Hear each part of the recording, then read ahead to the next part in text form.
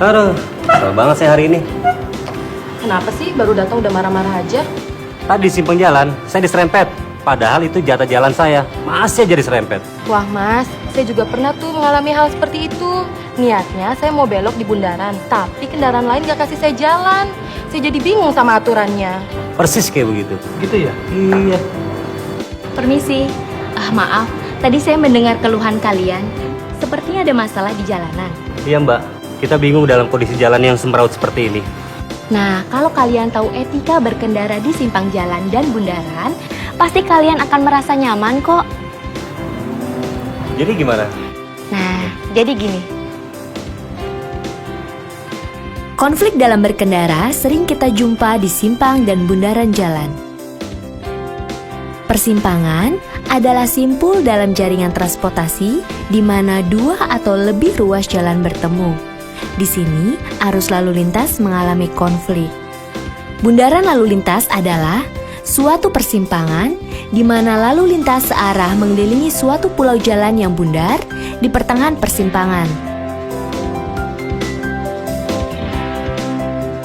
Di persimpangan, konflik yang terjadi dikelompokkan atas. Pertama, berpotongan atau disebut juga crossing, di mana dua arus berpotongan langsung.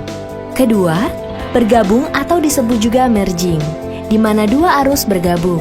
Ketiga, berpisah atau disebut juga sebagai diverging, di mana dua arus berpisah. Keempat, bersilangan atau disebut juga weaving, di mana dua arus saling bersilangan terjadi pada bundaran lalu lintas. Adapun etika dalam berkendara di simpang jalan adalah cabang persimpangan dengan alat pemberi isyarat lalu lintas atau apil.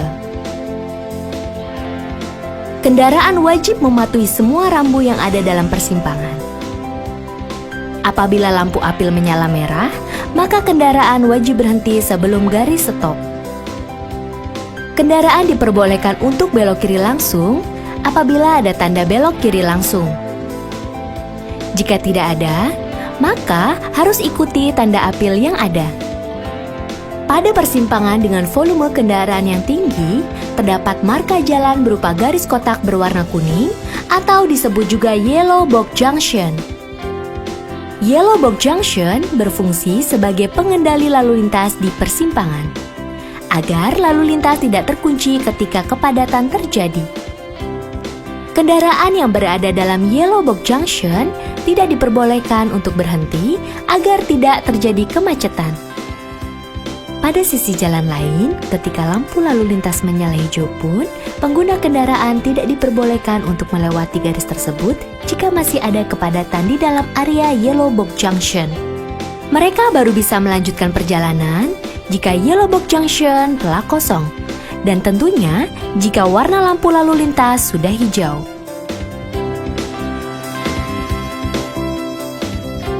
Cabang persimpangan tanpa alat pemberi isyarat lalu lintas atau apil. Prioritaskan kendaraan yang sudah terlebih dahulu masuk ke dalam persimpangan. Kendaraan diharuskan mengurangi kecepatan dan berhenti sebelum masuk ke dalam persimpangan.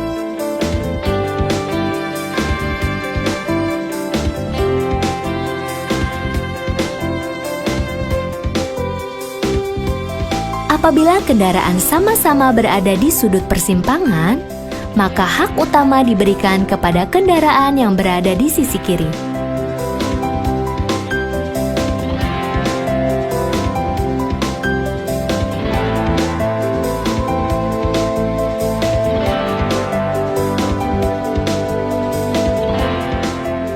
Untuk simpang jalan pertigaan, hak utama diberikan kepada kendaraan yang berada pada sisi jalan utama.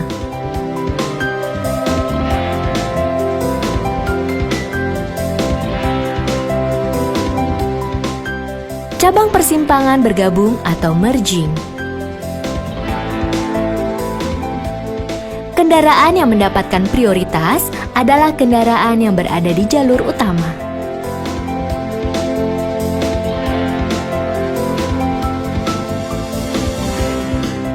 Kendaraan yang datang bukan dari jalur utama, seperti keluar tol, seputaran jalan dan jalan kecil yang menuju jalur utama, diharuskan mengurangi kecepatan sebelum masuk jalur utama.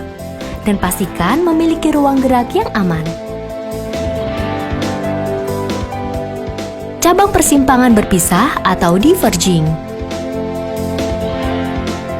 Perhatikan rambu lalu lintas persimpangan berpisah.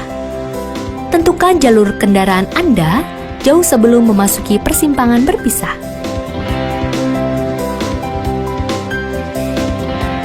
Jangan melakukan pindah jalur secara mendadak ketika sudah mendekati persimpangan.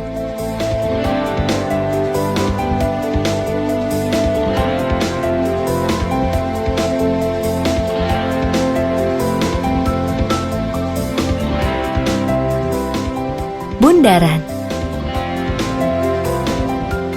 Kendaraan diharuskan mengurangi kecepatan sebelum memasuki bundaran jalan. Hak utama berkendara dimiliki oleh kendaraan yang telah masuk ke dalam bundaran. Ikuti arus kendaraan ketika memasuki bundaran. Berikan tanda sebagai bentuk komunikasi jika ingin keluar dalam bundaran jalan.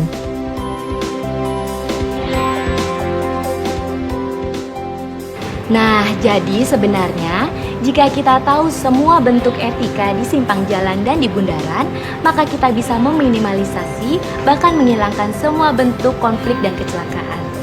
Oh, begitu toh. Kalau gitu, kemarin saya dong yang salah. Sekarang saya jadi tahu deh. Wah, info penting nih. Jadi saya bisa kasih tahu supir saya. Loh mas, kemana-mana bawa supir ya? Iya dong, malah sering-sering ganti supir lagi. Supir angkutan umum. Bisa aja. Iya, paling bisa dia. Ayo patuhi etika dalam berkendara di simpang jalan dan bundaran, agar kita semua merasa nyaman dalam berkendara.